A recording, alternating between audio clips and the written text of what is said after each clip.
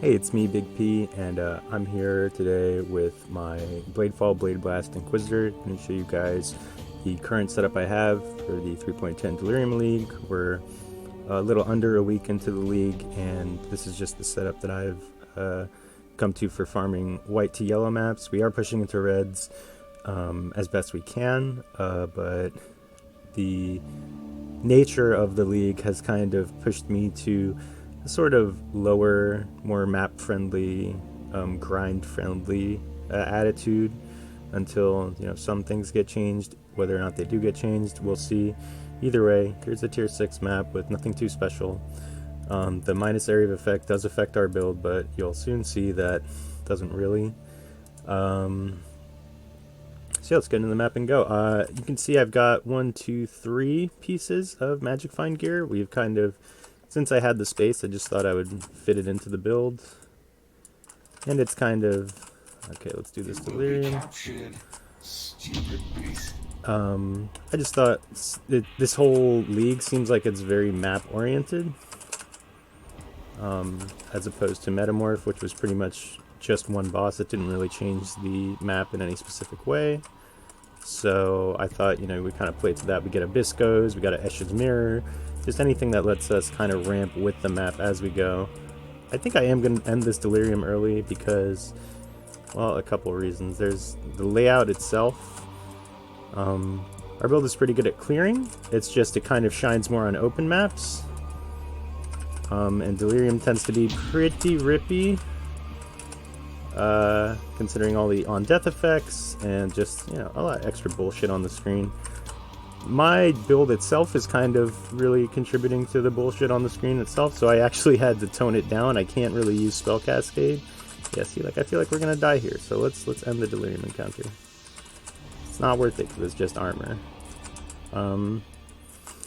I gotta say, it's been a bit of a rough launch between server instability, game instability, and just overall performance issues. As you can tell, I've had to disable sound effects just because between the shatter sounds that my Bladefall and Blade Blast make, and with all the monsters popping up on the screen, performance has taken a hit. So it's, in order to stream and record the game properly, I've kind of had to make some concessions. One such being, can't use Spell Cascade, just because it's just too many sounds going on. There's a noticeable difference in performance using Spell Cascade and not using it, although it might actually end up being optimal for the setup. Overall, my thoughts on the league so far are mixed. I like it. I kind of like that it gives the player choice to decide how far they want to push it, whether or not they want to go for the boss with it on. There's a lot of little player choices to be made. What I don't like is just the overall clusterfuck that the league ends up reading as, because there's just so much shit on the screen. It's really hard to tell what's going on, especially with my build. We're not going to clear the rest of that map, but you get a good idea of how the build works. The main skill that we use, the only skill that we're really actively casting, is Bladefall. And I have Bladefall links with Archmage support. We'll get into that a little bit later. Ice Bite to generate frenzies, just nice to have, a little bit of utility. Conk Effect just makes it more focused, because the actual single target of the skill is really coming from the Blade Blast that we're triggering with Scolds, because of course we are. Back to my Scolds, I love Scolds. Unleash is nice just because, since we can't use Spell Cascade, and sometimes you do need to do a bit of dodging, you can just get a bunch of more blades down with just one cast than you could with the other, and then you kind of detonate them all with the other click. In scaling the damage of the build, specifically the single target, like the 5-link Bladefall on its own does respectable damage, and this damage ramps with Escha's Mirror, Rampage, that sort of stuff. Scold's Brittle we're using to proc the Blade Blast. I'm not sure whether or not it would be worth it to bring up the cast when damage taken, because right now we can only leave it at level 7 with Energy Leech, which I don't know if that even works, but hopefully it does. And Fizz to Lightning, just to fully convert it to elemental damage, which is good for our Ascendancy. As you can see, Bladefall is actually doing sizable chunk of physical damage, because only half of it is converted to cold, while the rest is all spell damage that's found elsewhere. So min-maxing the build, looking forward, it's probably going to be some form of figuring out how many blades you want to detonate, how many casts, you know, all that sort of shit. But I just kind of have it sloppily set up where it's like, yeah, they're detonating a lot of the time.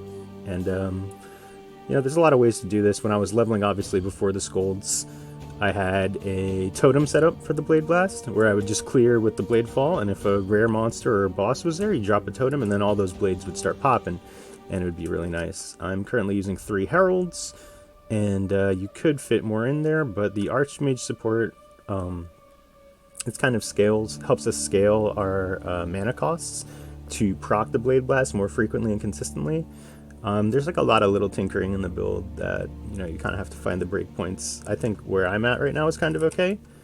And we're only using 1 Fevered Mind right now. Normally you have to use 2. Quick look at the skill tree. Basic, generic, Inquisitor crit. We're going up here to maybe make use of a jewel. The new cluster jewel. I don't know, I haven't really found any that are make or break for my build, so I've kind of just been going into stuff.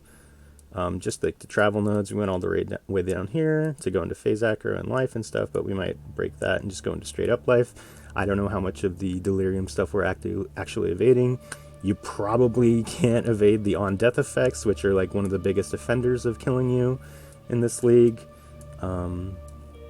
Just a note on the league, I think it's okay until you start getting into maps and get into stuff with, you know, like Conqueror influence, because between the Delirium mobs popping up, the Conqueror mobs popping up, and then, like, you know, God forbid the map is beyond it or something, it's just the definition of too much. There's just too much going on, especially considering my build is doing dozens of hits per second probably.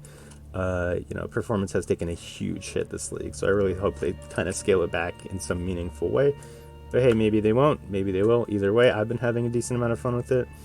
I do understand the criticisms of the league, but with a strong enough build that's kind of more geared for mapping, you can kind of, you know, get into it in a more meaningful way. You know, there's no shame in running white maps if that's all you cap out at. If you can make good money, maybe invest it into a new build. There's no shame in not doing the Delirium content at all. It's, you know, there's plenty of other, at this point in Path of Exile, there's so much other content for you to get into. If you want to choose to ignore the league content, it's a little disappointing to have to do that, but what are you going to do? I mean, you're not going to play Diablo, are you? The Ascendancy is pretty straightforward. I've gone over why I think Inquisitor is so strong before. Just the crit ailments you get, which is nice. We're using we pretty much get all the ailments. When I do upgrade my Hrim Sorrow, which is converting half of my physical damage from the spells into a Hrim Burn, then we'll get Ignite consistently. My amulet is probably going to be replaced with a Yoke of Suffering, or maybe a Quantity amulet. It depends if I go full Magic Find with the build. I've kind of just slotted in the Venter's Gamble, the Biscos, and the Goldworm here, just because I had space on the builds. I've been using pretty crappy gear besides that, you know, just some. I just wanted to set up a sort of trigger function with the Scolds. Esh's Mirror is a nice cheap option that I think is good for this league because you're mapping so much, you're killing just a lot of enemies, so it adds a lot of flat damage. The Wand is nothing really special. Cast speed is just nice because Bladefall does feel a little clunky at first, especially when you're using it with a totem setup. You could also self-cast the Blade Blast and stuff like that, but I don't know.